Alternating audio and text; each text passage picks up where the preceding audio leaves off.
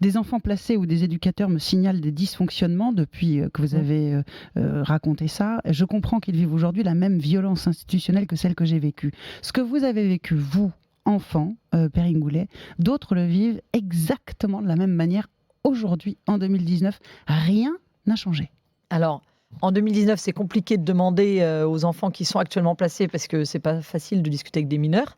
Mais en tout cas, ce matin, 8 jeunes anciennement placés interviewés par la mission d'aide sociale enfance. On va demander, je vais préciser Voilà. que vous avez vous avez demandé la création d'une mission d'information sur la cause des enfants confiée à l'ASE. Vous êtes rapporteur de cette audition et les auditions ont commencé aujourd'hui. Voilà, et ce matin, donc des jeunes de 21, 22, 23, 24 ans nous ont bien expliqué, donc sur les 8, 3 nous ont expliqué avoir été violés à l'intérieur des foyers ou des familles d'accueil. Un viol par jour.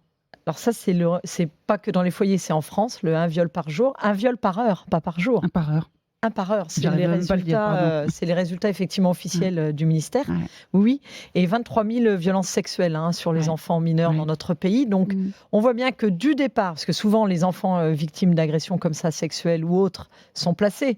Donc ils ont vécu ce traumatisme-là, on les remet dans des instances. Suivant les instances, ils peuvent à nouveau se faire re-agresser sexuellement et on les accompagne pas en sortant.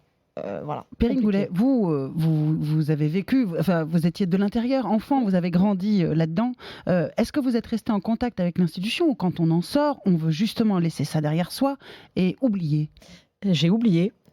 C'est assez drôle parce qu'il y a une des éducatrices qui avait un enfant qui avait un an de plus que le mien, donc je la voyais à l'école. On se disait bonjour, mais jamais elle était venue évoquer le sujet. Et on s'est revus dernièrement.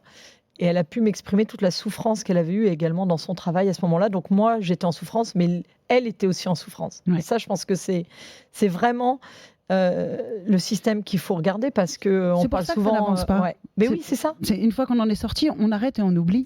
Oui, parce qu'on n'a pas envie d'être réduit à ça. Mais bien sûr. Et puis on ne veut pas... Alors, on en sort, oui et non. Parce qu'en fait, je me suis rendu compte que beaucoup de jeunes qui en sortaient retombaient, entre guillemets, dans le social. Soit ils devenaient éducateurs, soit ils devenaient psychologues. Donc, c'est assez étonnant. Ils essayent de l'intérieur.